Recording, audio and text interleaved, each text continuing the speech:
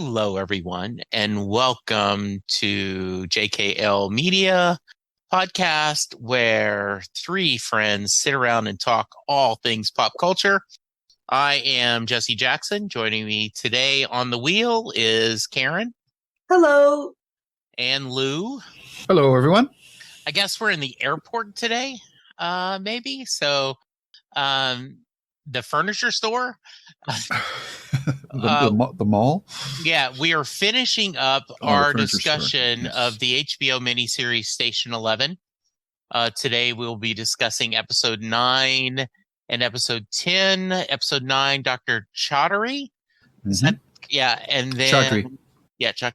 And then episode 10, Unbroken Circle, which is I love that title. So we're going to break down each individually, but just overall, Karen, started with, how did you feel? Did this mini series stick the landing? Yes. So hard. 10 out of 10. I would hold up my sign with the 10 on it. I mean, as you're using a stick the landing reference. So, yeah, I really loved it. As I revealed before we started talking just now, I watched it, at least the finale, 3 times in this week. Dr. Chaudhary, I did not watch 3 times. I watched it twice. I always tend to watch things twice if we're going to talk about it. But I couldn't help but watch Unbroken Circle an extra time. It's so good. Just so good. Yeah. Lou? Yeah, definitely. The show really nailed it with these last 2 episodes. It really answers or closes the loops on all the character arcs, more or less, and the progression for characters is really emotionally satisfying. It's I do have to say, though, that the TV show is much sweeter than the book. The book leaves all these loops open, so a lot of times characters don't cross paths again.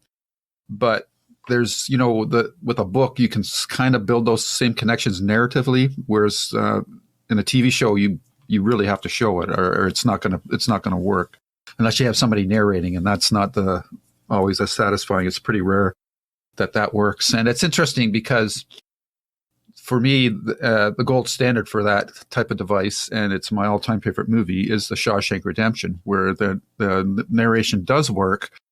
But the difference between the movie and the book is that in the book, the story ends with Red on the bus, whereas in the movie, we actually get the scene where the two of them meet, even though there's no dialogue, and it pulls back very quickly. So it's not a totally intimate scene, but this adaptation for Station 11 totally goes towards closing character loops that we don't get in the book. So, and they're 2 different experiences, and each are satisfying in their own way. But I really dug how they ended this series. I mean, I was into it last time we talked, just because of the episodes with the children and whatnot, and seeing these people all, I just can't get over, like, they're all so much still in shock from the whole experience of the pandemic and that. And so you're emotionally into it, and you're just waiting for that loop between Kirsten and the Juven to close. And because up until these last 2 episodes, you're kind of thinking, they've made it nebulous enough that you think, well, did he really abandon her? Like, did he really do that? And in this episode, especially Dr. Chaudhary, we find out why he didn't come back. So yeah, it's just was very satisfyingly done. And the last episode, I can understand why Karen watches it so many times, but there's that one shot where, and I think at one point, Kirsten's looking at the poster for the play, and then later on, Dr. Chaudhary's there, and it's shot at such an angle that it takes the longest view of the background behind him, and you just see in the background Kirsten walking by, and you're going, "Oh no, they're not going to meet each other, right?" But I really thought they played it out quite well. Yeah, we'll get back to that with that episode, but I had the exact same thought. Like, come on, Yeah. I was such anticipation of they are so here, and are they going to meet? Are they going to meet? And and one of the tropes of the and I am a big Hallmark Christmas movie guy. I love I'm going through a spell of right now reading Amazon Prime. You can borrow, and there's a whole series of different comedic romance novels set during Christmas. And so I'm going through a spell of that. I'm in that mood. And one of the tropes is when someone has given up for adoption, or like, I thought of you every single day. Here is a year's worth of here is 20 years of letters that I wrote you that I didn't know where to send. And in this case, when we talk about Dr. Chaudhry, it's very clear he never stops worrying about her. Mm-hmm. I mean, and even, he would have left if they had not told him, we went back, we checked on her, she's not there. Because I would have, that's all about, I understand these young women need your help, and you lied about being a doctor. But the idea that no matter how much they needed him, his first obligation is to his daughter, quote unquote. Mm-hmm. And by tying up that loose end, you get him to go through this journey. And I love the fact that in the very first episode, Arthur has a heart attack, and Jeevan, with no medical training, no first aid training, no CPR training, nothing, jumps on stage because in his heart, he wants to help. And then we go 9 episodes later where he has the chance to help. And the doctor, who I think is a fascinating character, had lost her license for, these reasons. Yeah. You're a healer. And I think in his nature, he is a healer, and that having someone tell him that makes it's kind of like, oh yeah, that is what I am. And I've been very vocal about how, about halfway through this season, when I was watching the first time, I was frustrated and wasn't sure if I was going to stick with it. And then when I got to the last half, I went, and these 2 episodes absolutely, in my mind, stuck the landing, made me forgive any earlier doubts I had. Like, unlike Battlestar Galactica, where there really wasn't a plan, this showrunner had a plan.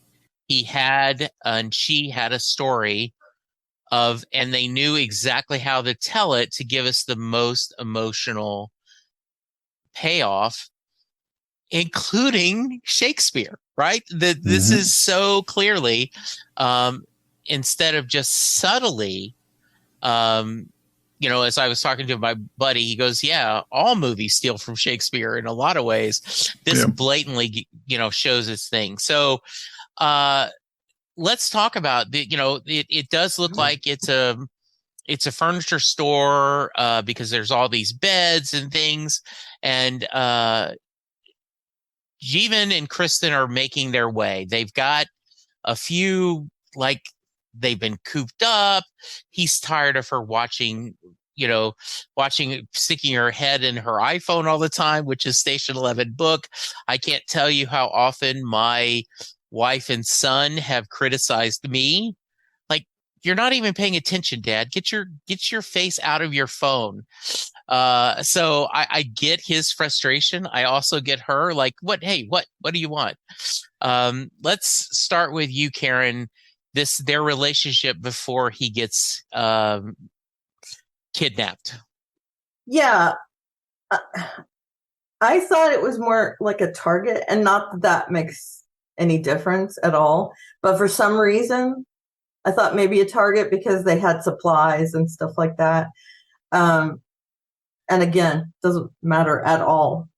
But I really appreciated the fact that, and I've mentioned this before, I think in the last podcast, that I think Jeevan is saying to himself a lot of the time, I'm not a parent. This chick just glommed onto me and she's a responsibility that I didn't want. And especially since they're in the woods, sequestered. And he says to her, I need adults and you need other children. We got to get out of here. And she doesn't care. She's fine. She's probably lived her life on her own. We learned that her home life wasn't good. So, she's good. She's got her book. She's got her iPhone now. She's more than fine. And he is definitely not. And we get to see that Jeevan is definitely not the right guy to be her guardian, at least in the beginning of the episode, that, he lies to the person about being a doctor. They called him Leavin' Jeevan as a nickname, that he just never followed through on anything. He's come to really resent her, even though she's like a better hunter than he is. She's like providing for him and, giving him the company he needs. He takes it for granted. And he throws away her book, which I thought was kind of a dick move. And I don't know. At the beginning of this episode, you don't like him at all. And you think, he's got this little girl protecting him. She's got the sight trained on him from the gun to make sure he doesn't get kidnapped or whatever. And she doesn't protect him. She lets him get hit on the head, which I thought was funny. She definitely saw that person coming, right? And then she goes and, makes sure he's okay. But I see the super dysfunctional relationship they have in the beginning of the episode. I understand why he would be resentful. And I'm giving away a little bit here, do not have children. We decided early on in our marriage that we weren't going to have children. So if I was saddled with a kid and had to be with them 24/7, I might go a little crazy. I realized that I've never been a parent and I don't know how to be one. I mean, I definitely have my backseat driving advice for parents that just, let their kids run wild or whatever. But I think I kind of understand where he's coming from, but he's a dick. So, there's that flawed portion of Jeevan. And I like how we see how he's matured. Like, he got better because of the pandemic. And so did Kirsten, for that matter. But his journey was so transformative. And it took going through a lot of different tragedies to make him into this person. So interesting, I thought. Lou?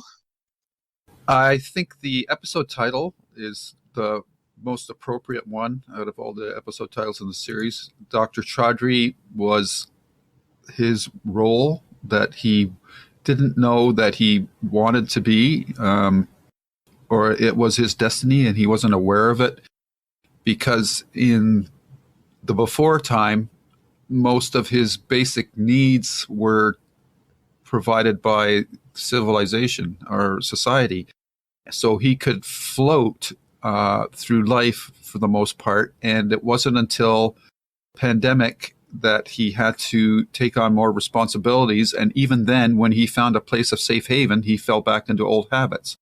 So when he, and this episode had the only jump scare is when the wolf jumped across the screen. I was like, oh shit, that caught me off guard because the show is so low key, right? So that one moment really got jolted me. But and then his, him getting his foot chewed off like that was like, wow. But the whole experience that he has after his, his petulance, like him and Kirsten leave separate on a bad note. She thinks he's abandoned him.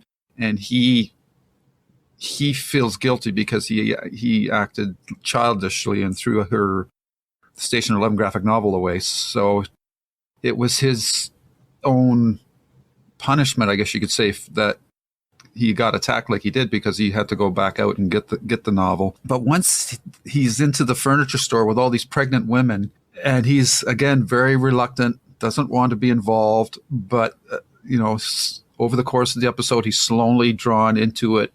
And then once he gets, into the heat of the battle, you could say, then he's going around providing support for these women. He's not really doing anything majorly doctorally, but he's just supporting, being a support and helping these all these women out. And it's not all beds and roses, because one of the girls doesn't make it, and that's a bit of a downbeat, but that's part of the circle of life too, I guess you could say. And he has to experience that, and in a way, he's actually reborn, I guess you could say, because of what happens during this episode. And then he finally finds his calling in life, and he becomes sort of like the doctor for the area, which is which is cool. The only skills that he really seems to show as a doctor, though, is that he's the one that butchers the meat and cuts it up in that. So he's got some surgeon skills, I guess you could say. But yeah, I just, again, very understated in this episode, like the whole series. There's no big, bombastic, like blinding moment where he's reborn. It's just a subtle change that carries on out of this episode into the next one. And it's just, it's just seeing all these babies being born. This is the new generation. You realize that the world is going to go on in one form or another, and it's just very basic emotional moments that you can really grab onto, and you're so invested in it because you've been waiting for this one particular character to get out of his shell or get by his deficiencies and become the person that we all believe that he could become. And that finally happens in this episode, and waiting for that may be an exercise in patience that not every viewer is going to be willing to put up with. But if you can do it, it's definitely worth it in this episode to see that payoff here and the continuation of the payoffs in the next episode. Yeah, I love the fact that the doctor, he whispers to her, "I'm not really a doctor." And she decides that we're going to continue the facade because we need hope. And then he slowly learns, right? Mm-hmm. Yep. I did love the scene about, "Where's your Oreo?" "Well, I ate it." "Oh, that was to 5 centimeters. Yeah, 5 centimeter. But that's okay. We have other Oreos. And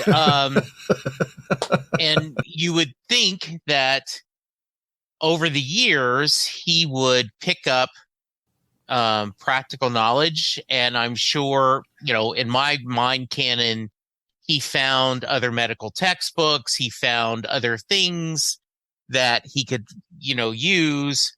Grey's Anatomy. Yeah, he had a Grey's Anatomy. And slowly learned how to heal. And you sure that, as he went to the museum, which was part of his round, he also could be able to find things, right? Mm-hmm. So I love his journey. I love the idea that he gets a happily ever after, right? He connects with the one woman, and you later what are we doing? Yeah. Are we hugging? Yeah. That was so funny. And she ends up, they become a couple, and they have children, and they seem to be very happy, and his kids threw his stethoscope in the lake, and you hope he's going to be able to find another one. Yeah. It's just a really sweet character arc. Yep. Yeah. Yeah. And in the book, he ends up becoming a doctor as well, but much further south. I think he almost ends up in Florida or something like that, but I can't remember. But him and Kirsten never crossed paths again, so it's interesting. Yeah, I'm glad they did it this way. Yeah, the more I hear, the more I do not feel like I want to read the book. That Well, I again, like it's this, a different beast, right? So, yeah, I love it is. So I guess in the source novel, he had been trained to be a paramedic. So that's what I just read somewhere that, in the book, he talks about that. mm-hmm. Yeah. I really like this beat for him. And I do love the fact that he, the one mom that's losing, that she's not going to make it. He's there for her to comfort her. And we'll see that in the next episode too. Yeah. And then we find out that there's a connection to Tyler David, right? He shows up. And you're like, oh, wait a minute. There are these threads getting together. Mm-hmm. Yeah, and we see that he wants to take the baby, or he asks about taking the baby. Yeah. And is that part of why he begins that like Lost Boys type outpost, that he has that kind of affinity? Mm-hmm. And I also liked how they made both Jeevan and Kristen have a wheel. Yeah. That they both are on a wheel of sorts. Yes. I just thought that synergy was really cool. Yeah. And the idea that I also love the story about the birth rate about at the big blackout that was all not true. That's just, urban legends. Mm-hmm. The anything else we need to talk about in this episode to cover? No, I just, again, just really well acted and yes, so low key, subtle, but yeah, it was just seeing all those women giving birth was just really emotional, and seeing Javin jump into the fray was that kind of like that Rocky running up the steps for the with no hitch in the side for the first time. I just it's just a real quiet fist pump moment. Yeah. Himesh Patel, I thought was really good in Yesterday, but I really love him in this. That just it is a very low key performance. Yeah, that just really, really shines. And super emotional. Yes. I mean, you see him talking to Frank, having these kind of hallucinations, I guess. Yeah. And he hugs Frank there. I find his performance has incredible emotional impact while still being very low key. Yes. And that takes a lot of talent. Yeah. And the guilt of surviving he knew his sister who was, died before, right at the beginning of the pandemic, seeing his brother die in front of him. Mm-hmm. So the guilt of, I hope Kirsten is okay. He plays that really, really in a lot of depth. And I like the fact that, at the end of this episode, we get that, okay, his life, he's found meaning, he's found joy, and he has built a life of service in this post-pandemic world. Yeah. So very nice. All right, going to Unbroken Circle. So one of my favorite songs is Will the Circle Be Unbroken? I think it is a absolutely amazing song. I can remember Roseanne Cash in an interview once said, if we're all in a special, we're like, what are we going to end with? We just should end with, Will the Circle Be Unbroken? So seeing Unbroken Circle, also think of the Harry Chapin song, All My Life's a Circle, sunrise to sunset, and the wheel, right? It all kinds to come together. And this is a very wrapping up all the storylines, but in my mind, in a very unrushed, uncomplicated, just really well done. I don't feel like this episode rushes.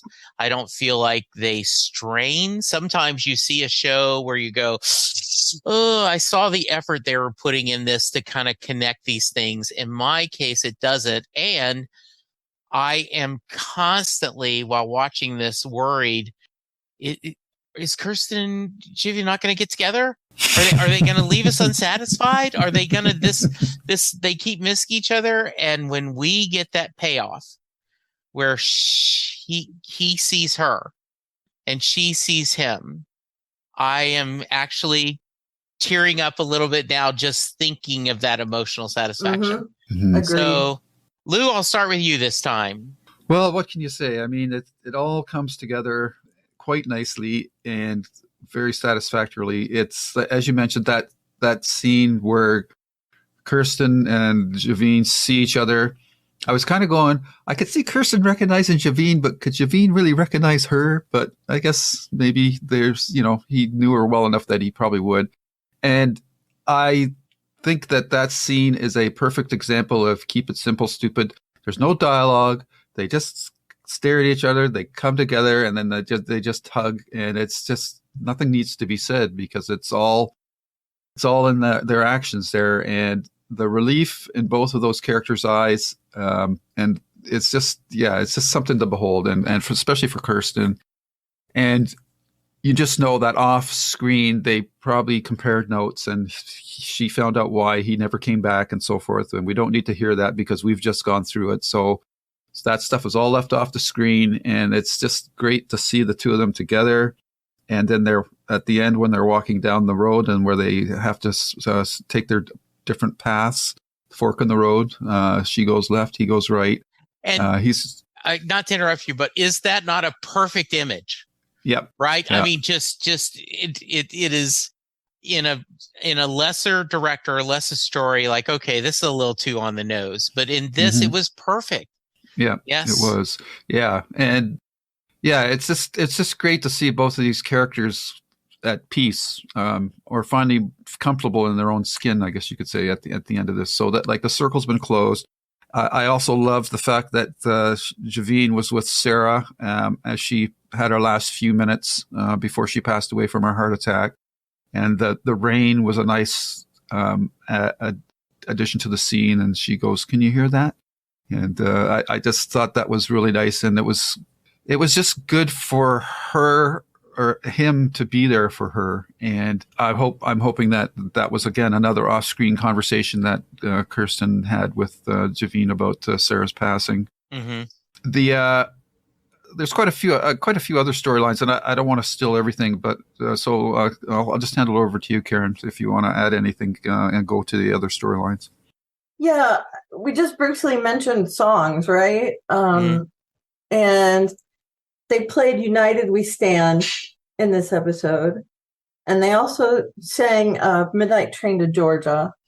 And those two songs, while I can't say that they kind of had a subtext, were amazing, as far as atmospheric issues. I mean, United We Stand plays a couple times, and that is, I mean, the tone of the song, whether the words match up or not, really epitomize this persevering. Yes. And together persevering. I enjoyed that part. There were other little beats that I liked. First of all, we see why Clark wasn't as good an actor. He just was not as good. Right. Which I thought was a good beat because we know the actor's a good actor. So, how hard did he have to work to become this horrible Shakespearean actor? He just was not good. That scene between Tyler and him where Tyler pulls the knife, they realize he's got that knife. I'm sure it's Kirsten's knife, right? Yes. Right. Yeah. Because she set it aside. She said, "I don't need to carry these anymore." Then he has it. He pulls it on Clark. And you're thinking, how close did he think about just killing him right there? Yeah. He's unhinged. We know that. He has serious psychological issues. He would have in the real world because of how his father treated him and everything. But then you put this pandemic on top of it and how his mother treated him and how Clark treated him. And then he, fakes his own death. All of these things led to him becoming this person that is so unpredictable. You think he could have very easily killed Clark in that moment. And Clark saying, I loved him too, was really one of the only things he could have said. Yeah. To save his life.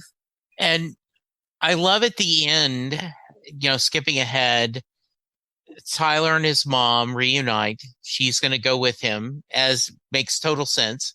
Mm-hmm. She's like, I've spent your adult life not being together. If you don't want to stay here, I'm going with you. And for Clark to go, don't be a stranger, and to send that. And there seems to be, and I love the fact that Kirsten knows that Tyler and his mom can't talk. And she picks a scene from Hamlet that lets them say the things they need to say in someone else's words is beautiful. And the idea that, okay, nope, I'm now directing, you're Gertrude. And Clark immediately gets that too. Okay, well then I'm going to be Claudius. And that the whole subtext of watching the play, and we know there's other things going on, just really is beautiful. Yeah. Yeah. Yeah, it's well staged. And again, the set work was great. The costuming was just fantastic. And yeah, what can you say? I mean, it's just everything just comes together so nicely. And, the circle of life, or in the Dark Tower Stephen King series, Take a Drink, Ka is a wheel, fate is a wheel, and life is a wheel. So it's all there. It's really well done.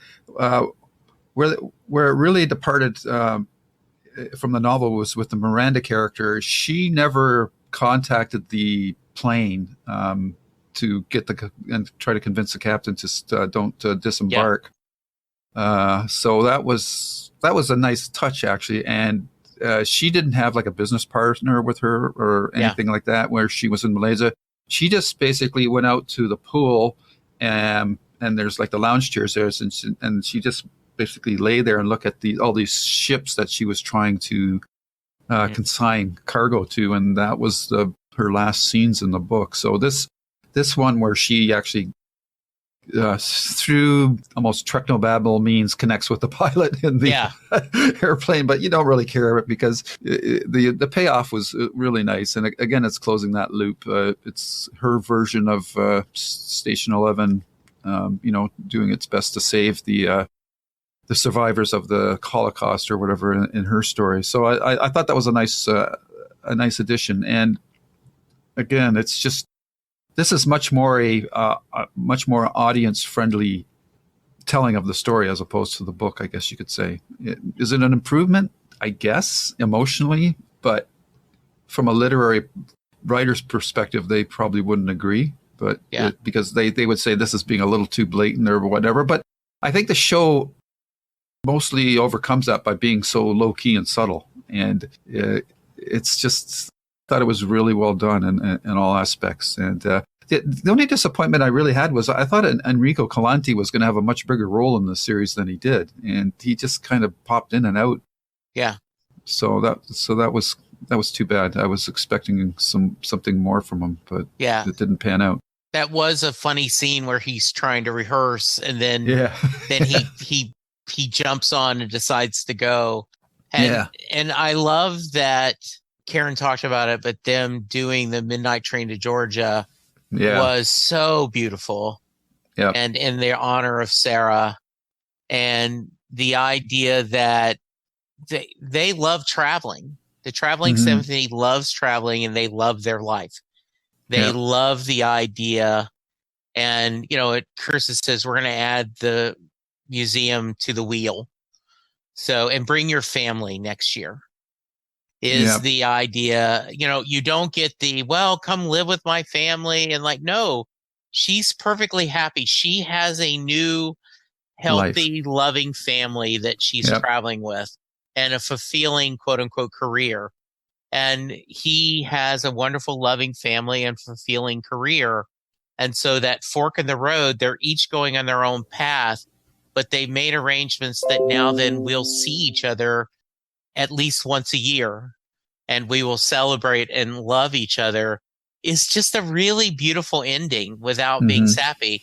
Yep. And you also could think of that Tyler and his mom would come back and visit, and that maybe they've built that bridge. And it is kind of a little confusing when you see all the children going off and Clark goes, "What the F?" But it's the idea that, and them stealing this Kirsten's copy of the book and giving it back and all that forth. It was just really, really beautiful. Mm-hmm. Yeah, I want to mention also, Lou mentioned that, Kirsten and Jeevan, they have that moment, and it's not a moment, it's longer than that. Yeah. Where there's no dialogue. Yeah. But they look at each other and they're having a conversation. Yes. And I really love that. That one of my favorite things is when actors can convey everything with nothing. Yeah. Mm-hmm. There's a scene, and we mentioned Grey's Anatomy, the book. Yeah. But the show, in the first season, George and Izzy have this kind of weird relationship where they're talking about becoming romantically involved, and they go into a closet when there's some kind of strife between them, and they have a conversation without talking, and it's a very powerful scene. I remember it. I don't watch the show anymore, and I can remember that scene vividly, where they just, their backs are up against the shelves across from each other, and they look at each other, and you can hear them having this conversation without them saying anything. Yeah. And I felt the same thing with this, that they are, she knows it's him. And I think it takes him a minute or two, but he realizes that's Kirsten. It's not sinking in. And when he sees how she's looking at him and he's looking back at her, and there's just this whole, I can't believe I'm seeing you again.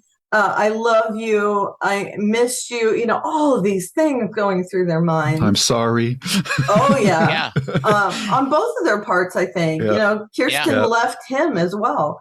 So, it was so powerful, that scene. And that's when I broke down watching it. That's when I cried. Yeah, me too. It was just impactful, powerful. And again, it's one of those things where you see the actor's talent. Yes. And I mean, I think that was the best thing ever. And also the use of the graphic novel throughout the series. But in this episode, in order to stop the girl from blowing up something, she uses the book, and then the girl takes off with it and gives it to Tyler, which I loved. You mentioned that was cool too. Yeah. Because he burnt his copy. Kirsten doesn't need it anymore. So let's give it to Tyler. Yeah. It's so great. I cannot think of a miniseries ending that was this satisfying. And I would say, Lou, it might not be better than the book. I would say we don't have to say better or worse. Right. They're two different animals. And I say this a lot of times, like about Watchmen, about the Sandman. They don't follow everything perfectly. And it doesn't need to. You get the overall feeling for it. You could say that this is an adaptation of it. Yep. Kind of like they do Hamlet, but it's not really Hamlet, Exactly. Yep. So, yeah, I mean, I would never complain. I'm a bookophile, a bibliophile. I never get upset about that. They're two different mediums. So I think I'll read the book. I mean, I have it in my to be read file, which is incredibly long as my arm. But it's one of the books that I wanted to read before we started this. And now after we've seen it, I also want to read it because from what Lou says, it's different. It's different enough that it would probably be almost a different experience reading it. So I'm excited at that prospect that I could see another take on it. And even if it's not as and I say quote unquote satisfying, I think it would probably, and I'm just guessing here, since you agreed to watch the miniseries after reading the book, that you didn't hate the book. Yeah. No, I quite enjoyed it. Yeah, and the satisfaction that you get in the series, I still got it in the book, but it's just a different flavor. Okay, awesome. So yeah, I mean, and I would hope that maybe me saying this would help some people almost change their mind on being stringent about wanting the television adaptation or movie adaptation to be exactly like the book. I celebrate that. I love seeing a different take on things. Yeah. The source material is the same, but you get to see someone else's vision of it. And I think that's a really great thing. What is, I can't remember, there was a famous writer like in the 30s or 40s that in an interview someone said, what do you feel about Hollywood ruining your book? And he pointed to the book on the shelf and said, Hollywood didn't do anything to my book. It's right up there. Right. Yeah. Yeah. And by the way, I just Googled really quickly that she and showrunner Patrick Somerville, known for his work on The Leftovers, which is another great show. Oh, that's amazing. Were friends prior to working together. And so when he proposed departures from the source material, like reimagining the relationships between the novel's two protagonists, Mandel was happy to give her blessing. He came to me pretty early and said, I wanted to change the setting of the show from Toronto to Chicago. I was fine with that. And she says, quote, I don't remember if he cleared the Kirsten and Jeevan plotline with me, but for the record, I love it, end quote. Mm-hmm. So I found this ending very hopeful. Yep. I found this ending, and once again, will the circle be unbroken? That this is about connections and how connections can be stretched, they can be pushed, but ultimately they remain. And it is a very uplifting ending considering it's about post-pandemic. Right. Right. Mm-hmm. And but it didn't have to be pandemic. Right. The pandemic wasn't the point of it. Yeah. Where it takes this lead role, but it could have been anything. It could have been a nuclear war. It could have been just a war, a plain war. The pandemic is just the vehicle upon which the relationships are built. And that's, the character evolution in this show, as you guys know, I'm very drawn to things that are character heavy. Mm-hmm. And this was a perfect example of that. So, and I think maybe it was Harper Lee. I mean, she's female, but I think it was Harper Lee when they were discussing To Kill a Mockingbird. Yeah. That they asked her something to the effect of, do you like the adaptation? Do you, and she said, yeah, they didn't do anything to my book. They just made a movie based on my book, which I love. Yeah. Emily St. John Mandel also said, it would have been a different book if I'd been a mother when I wrote it. Maybe even a better book. That's what I admire about the TV adaptation, she says. The people who created it have kids, and that's a much harder thing to imagine. So, and I do agree, now then after talking about it, I may want to read it and compare. So I guess you guys can understand now why when it was my turn to pick something, I went, I think this is something that not only will you guys enjoy, but I think it's something we could have fun discussing. There was enough depth and talk in it. It was great that we came from 3 different perspectives as well. Absolutely. It's usually newbies and veteran. Yeah. And this, we had a book reader, a series watcher, and a noob. Yeah. And I think that made for a really nice balance. I agree. Things. So any final thoughts we need to get into before we wrap it up? No, not really. I would just recommend this series to everyone, and just because it's only 10 episodes, just give it a chance to get through those first 3 or 4 episodes. And I think by the 5th episode, you'll start to get hooked on the characters. And then from there, you'll be quite invested in it. And this is one of those quieter things that won't probably garner a lot of attention compared to other series of the same length, which are usually more dramatically amped up on that. But this is just a really beautiful, gentle tale, and I really liked it quite a bit. Yeah, I'd recommend it to anyone. And I'm not saying you didn't say that. We talk about genre stuff, and this is dystopian, which would be classified as a genre, sci-fi dystopian sort of thing. But honestly, I don't think anyone would have a hard time relating to it. It's about people and human relationships, and it's just, especially if you're like into literature, they talk about Hamlet, and there's lots of parallels to the story. If you're into acting, if you'll recognize a lot of the stereotypes of actors in this show. And I highly recommend it to anyone. I'm going to go out and talk about this to other people. So I think that's that is something that tells you how good a series is if we're willing to recommend it to everyone. So yeah, I agree. I think this was really one of I definitely put this up with like the HBO Watchmen sequel, is just a really well done. And I love the fact that it's one and done. It is a very powerful miniseries. And one of the reasons it pays off to me is that I was so frustrated at the beginning, and then to have all my frustrations addressed, going, oh, that makes this a really enjoyable journey. So super. Do you guys mind talking about the quotes as well? No, I mean, please. I pasted some of them in our document that we all have a document open. Yeah.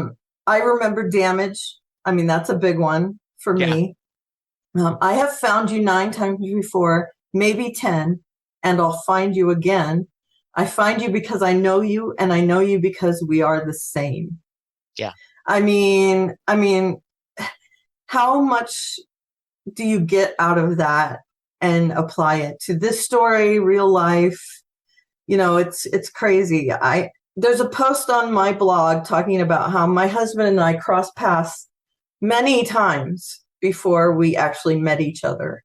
And we met each other at a place called Destiny, which I thought was cool. We went to the same bar. My father worked at an oil plant that my brother also worked at. We stayed in a hotel that he had worked at about the same time in Florida. Just, things, it's like we had these near hits. I would say near misses, but near hits is better. And it really reminds me of the way things can be so coincidental, and yet it's almost inevitable. And that line in particular, kind of those lines hit a nerve for me, and they also like really go with the show as well. So, and I don't want to live the wrong life, then die was crazy. Yeah. And then I stood looking over the damage, trying to remember the sweetness of life on earth, but I couldn't remember. I mean, wow. That is some good writing. So it is. And I love the idea that, Miranda was able to convince the pilot, we slowly touched on that, but the idea that, is it just fair to have these people just die in this? And there's nothing fair about this at all. But it is very touching. I did. I looked up. I mentioned the Harry Chapin song, "All My Life." "All My Circle" is the name of the song, and he says, "It seems like I've been here before. I can't remember when, but I have this funny feeling that we'll all be together again. No straight lines make up my life. All my roads have bends. There's no clear-cut beginnings, and so far, no dead ends. I found you 1,000 times. I guess you've done the same. And then we lose each other. It's like a children's game. As I find you here again, a thought runs through my mind. Our love is like a circle. Let's go around one more time." Crazy. Yeah, just very, very clear. Yeah. Yeah. I would just add that if I had to one line summarize this series, it's a line from, and I think I've mentioned this on other podcasts. It's from John Carpenter's Starman with Jeff Bridges, when he says, "I find that people are often at their best when things are at their worst." Yeah, that's really well done. Yeah, exactly. It is odd that you could find a show that is this about this circumstances, and I think it's also a strong art matters. Yeah, whether it's books or whether it's plays or whether it's music, it matters, and I'm really, really happy that we did this. All right, same here. Okay. So we're going to drop these all at one time. So thank you guys for, we've been doing this over the several weeks, but you guys get to binge it. I really do hope people will check it out and then listen to this and let us know what you think. Karen, if someone wants to reach you, how can they? I am at Eleveria, a lot of different places. And my blog is alicestuff.com. All right. Lou?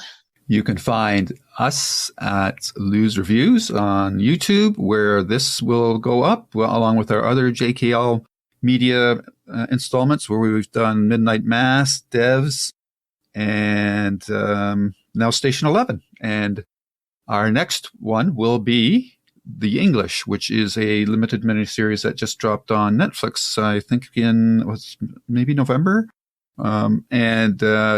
So we'll be doing that one next, and I'm really looking forward to seeing reactions from Jessie and especially Karen, because she's the big romance reader. So it'll be interesting to see what she thinks of this. She might come out of it hating me afterwards, but we'll see. No, absolutely not. And you can find me on Twitter at Lou W. Sitzmore or S King Podcast. Yeah, I am at Jesse Jackson DFW on Twitter. Please check us out. I am looking forward to. I've watched the first episode and I'm in. So we're going to be doing this 2 episodes at a time as our normal format. And so come back in a couple of months for this one, but come back next week for another discussion of Babylon 5. Thank you, Karen. Thank you, Lou. Thank you, listeners. Be safe, be kind, and we will see you soon. Goodbye. Bye. Take care, everyone. Bye-bye. And scene. The proceeding has been a JKL Media production.